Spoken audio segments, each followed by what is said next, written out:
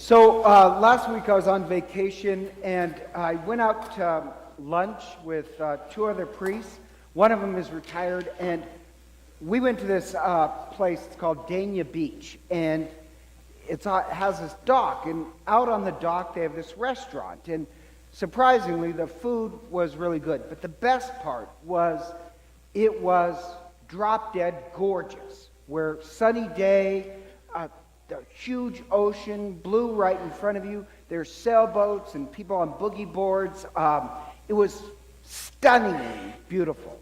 Not only that, but like people were outside in this outdoor restaurant on the dock. People were in a great mood. The table next to us, we started to talk next to, it was some Canadians on vacation. And the Canadians, they're pretty funny, which is rare. And then this other family behind us came in with 5 kids, but very well behaved, and they were sweet, and we're laughing, and we're having a fun time. But the retired priest, he's 73 and he's retired. My friend says, because he's kind of quiet the whole time, he says, well, hey, do you enjoy this? Look at this. And he starts to complain because where you walk out on the dock, there's a little building you have to go through. He says, well, part of my view is blocked. And the other priest just explodes with some language I can't repeat. And he basically says, you are being a sourpuss. All you've become is a grump lately. And just choose them out. That you can't get more beautiful day than this. And how come you always are looking at the bad things? And so I said, I think you should pick up the bill. Which he didn't. But seriously, we did tell him, over the last 5 years, he's become more and more grumpy. And even with the most beautiful day, fun-loving people, meeting strangers, all he can see is that one little building is blocking his view. And it's stunning to me. And here's the odd part. You have to train yourself. Really, you have to train yourself to enjoy life. It just doesn't fall in your lap. It does. But you have to train yourself to be joyful. You have to train yourself to really appreciate life. Otherwise, especially the older you get, like he started to complain, well, I'm on a fixed income. The older you get, life gets more problems than a fixed income. But there is beauty all around you. You have to train yourself to appreciate it. In the same way, they found out that you have to train yourself to appreciate life. Otherwise, you just become a horrible, grumpy, bitter person. The same way you have to train yourself to appreciate life, you have to train yourself to really see the presence of God. And like everybody wants God to make it obvious, and that's what the first reading is. The first reading is beautiful, where the prophet says, God, rip open the heavens and show yourself. It's a plea, God, make yourself obvious to us. Like, I can understand that prayer and that urge. But you know God's reply is, I have. I've made it obvious. You're the ones who are living unaware. Or the same thing with the gospel, where the gospel, Jesus is walking around the temple, and he's walking around the temple, and the one thing the apostles are worried about is, when is the end of the world? They're walking with the divine, and they're not even paying attention.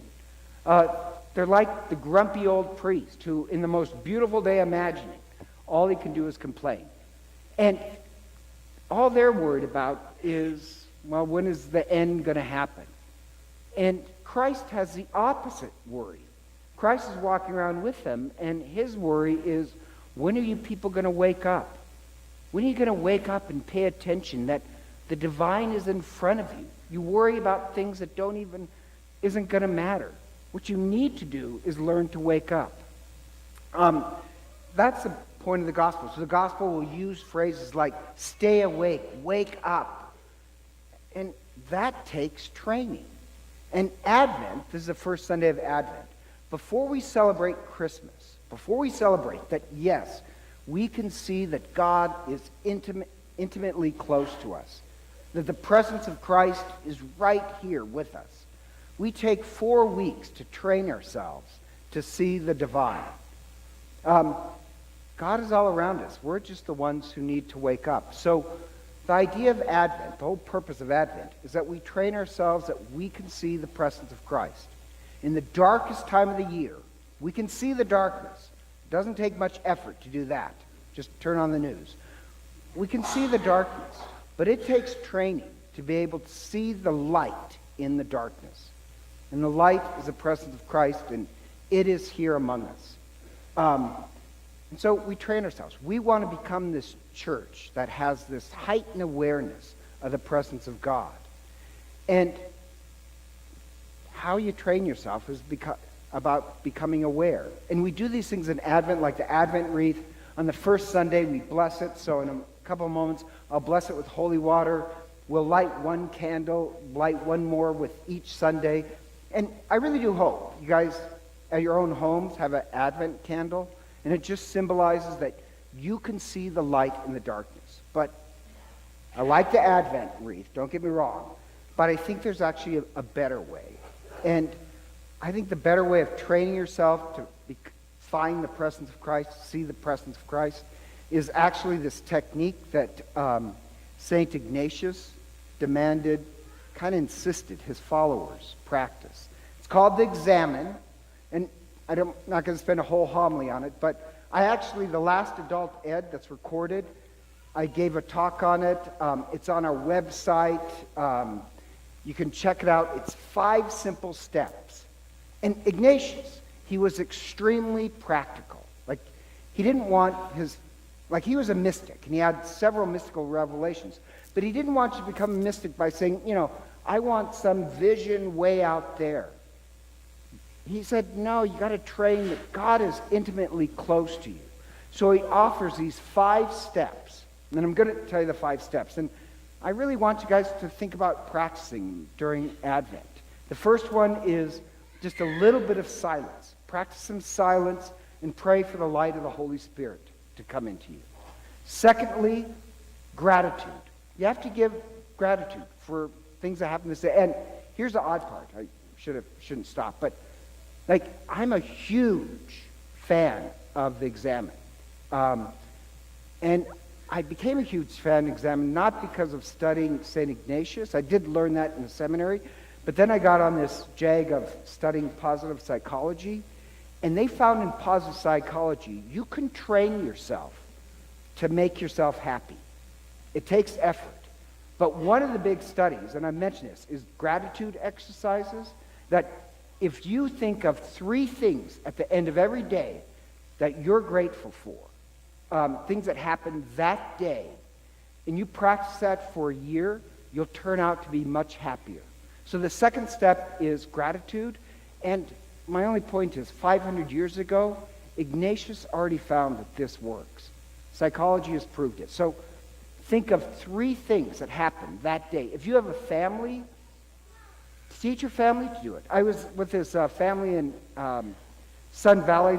They're a very young little family, and I didn't have anything after Mass. It's really not that much work in Sun Valley. So after Mass, we went out to pizza with this young family, and they said their grace. Then after grace, each of the little kids went around and said one thing that they were thankful for that day. And it was very cute, but also, that's very wise. You are training your children on how to be happy. And really, Ignatius would say, you're training your children to really become mystics, to pay attention to the little things in life that you start paying attention to the presence of God. So try that. Second step, think of 3 things that happened that day that you're grateful for. The third step is review the day. Where did you see the presence of Christ in the day, in something that happened? And Christ is there, making it obvious. You just have to pay attention. The fourth step is forgiveness, where you think of, Ignatius would say 2 things. 2 things you did that day that could be more loving. Just 2 things you could have done better. and say an act of contrition. It softens your heart. A hard heart will never find the presence of God. Luckily, I never have trouble thinking of two things that I'm sorry for. And I just say an act of contrition. And the fifth step is to end with hope. That all the problems of today, they are gone. And tomorrow will be more hopeful. You are training yourself on how to become a mystic. And like Ignatius, maybe all of us are really called to become mystics. I think, to be honest, a lot of people are like the 73-year-old priest. That it doesn't matter. It could be the most beautiful day in creation, most beautiful sight, great company, and all you can do is see what the problem is. We want to be the people that, yes, we can see the darkness, but we have trained ourselves to see the light. We're meant to become mystics, and Advent is our training season. And so please stand as we bless our Advent wreath.